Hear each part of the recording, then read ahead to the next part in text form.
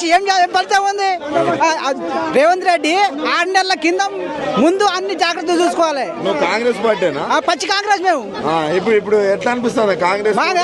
ఇంకా ఓటుతోనే చెప్తారు. ఇక అందరూ చెప్పుకొని కొట్టేటట్టున్నారు మాకు. ఏం చేయాలి? తినే ముద్ద నోటి దగ్గర వచ్చి తీరా గుంజుకుంటే ఏమవుతుంది? ఆకలి పోతుంది. కాంగ్రెస్ పార్టీలో తిరిగినావు? కాంగ్రెస్ పార్టీ తిరిగినావు. మరి ఇప్పుడు ఓటేసే పరిస్థితి ఉందా? ఓటు అడిగే దాన్ని పోతే చెప్పుతో కొడతారు. చెప్పు మీద కొడతారు. మీరు తిరిగే పరిస్థితి లేదు. పైన అధికారులు పైన నాయకులు ఏమంటారు? అంత మంచిగా ఉంది, అంత మంచిగా ఉంటారు. ఇదంతా గోల అవసరమా? సరే, ఇక్కడ ఉన్న మీ ఎమ్మెల్యేకి చెప్పపోయినా మరి? ఎమ్మెల్యే చేస్తే ఏం చేస్తుంది? ఎమ్మెల్యేకి తెలుసు. ఏ గవర్నమెంట్ అయినా ముందు డీడీ కట్టుకోవాలి.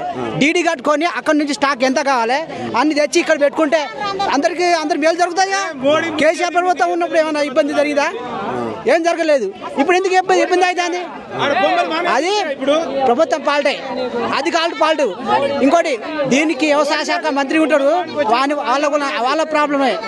ఈసారి మళ్ళా స్థానికంగా ఎంపీటీసీ ఎలక్షన్లు, సర్పంచ్ ఎలక్షన్ 90% టీఆర్ఎస్ వస్తుంది. చూడు, 90% టీఆర్ఎస్. కాంగ్రెస్ వాళ్ళు ఓట్లు అడుగుతారు పోరా?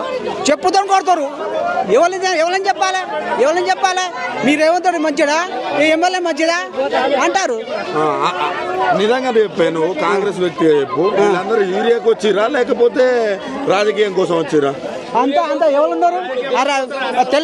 తెల్ల ఏమైనా వేసుకొని వచ్చారా? అంత ఆడవాళ్ళు ఉన్నారు. ఈయన లీడరా? ఏమైనా చదువుకున్నాడా? ఈయన లీడరా? ఈయన ఎవరు? అంటే మరి మీ పార్టీ ఏమంటున్నా అంటే మొత్తం రాజకీయాలు చేస్తానికి వస్తారు, యూరియాకి రావట్లేదు అంటారు. తప్పు మాట అది. కరెక్ట్గా అంత రైతులే గోసపడతారు. తీరా టైంకి ఏకపోతే అదేమవుతుంది? ఆగమవుతుంది. కార్యకర్తగా రేవంత్ రెడ్డికి ఏం చెప్తావు చెప్పు? ఏం చెప్పేది ఉంది? అంత అయిపోయింది. ఇంకో వారం రోజులు ఏకపోతే అంత పంట వేస్టే. మీరు ఇంకో 10 ఏళ్ళు ఉంటారు అంటే కదా రేవంత్ రెడ్డి? తప్పు మాట. కట్టు ఇక్కడ నుంచి యూరియా సర్దుబాటు అయితేనే ఏమి లేదు. సర్దుబాటు కదా అంత మేడ చెప్పు కొడతారు. నువ్వు రేవంత్ రెడ్డి అయితే నాకు అయింది, ఎవరికి అయితే అంతే కదా.